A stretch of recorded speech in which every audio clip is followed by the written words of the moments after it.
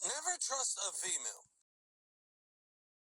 For about a year and a half, she was telling me how the guy she used to follow online, who made up that story that I was talking to a child, tried taking her cash and demanded her to pay him XYZ.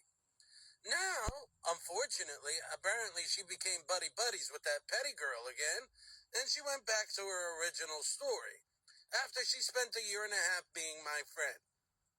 And of course, if it's a snake and you touch it and it bites back. Here was arrested for trying to conceal evidence that would have gotten her baby's father, who did very questionable, I want to say, PED 30 acts to her children, to try to hide it. Why they let people out of prison that do stuff like this, I'll never. So I see one is bringing K9 and Petty back into this. That's not smart. Those two actually drug someone better than anybody else on this app. Why would one bring them back into this? That's dumb.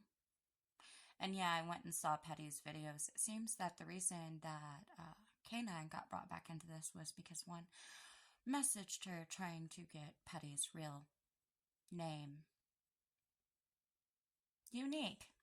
Now I ain't gonna say for a fact that one wasn't friends with K9 during the time between when the stuff happened with her kid and now, okay? But I got involved in the stuff with her daughter when one was talking to her daughter. Back in October 2022. And I didn't exit the situation until January 2023, right around my birthday. Yeah, it was right around when I got COVID, and I couldn't deal with one's mass reporting, so I kind of just exited this situation altogether. So that means that there is no possible way that one was friends with her for a year and a half. Because when I exited the situation in January 2023, mind you, that's only a year ago, she was still going at someone pretty hardcore. And I don't see her name on any of one's accounts whatsoever. So, I highly doubt that, but hey, if it's true, maybe one fucked up by trying to get her friend's personal information.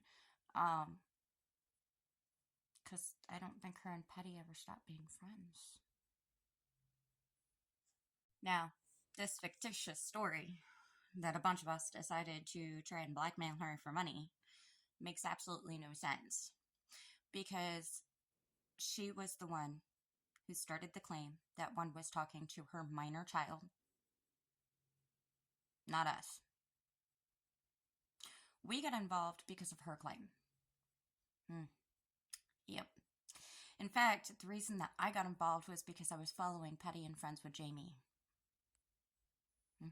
So I saw it all in my feed on Petty's, and Jamie was sending me the videos and stuff on one. That's actually how I got involved. Again, October 2022. And I still have all the receipts. They're all dated. Yep. So here's the thing, Honey Bunch.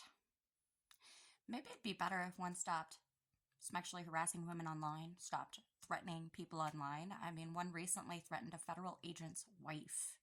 That's a felony. That's a federal offense. That's not right.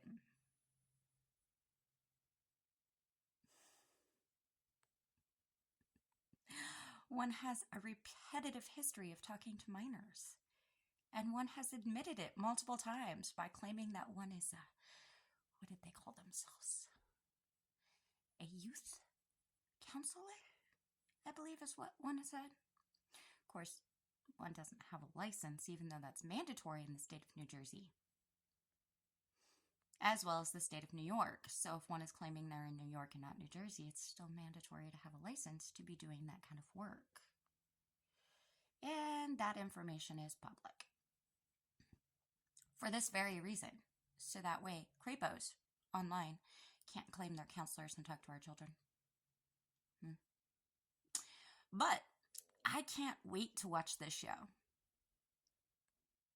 This should be fun. Oh, and one final note. That is not why she had a record. I actually looked up her record back when one was making that claim. So she violated a court order.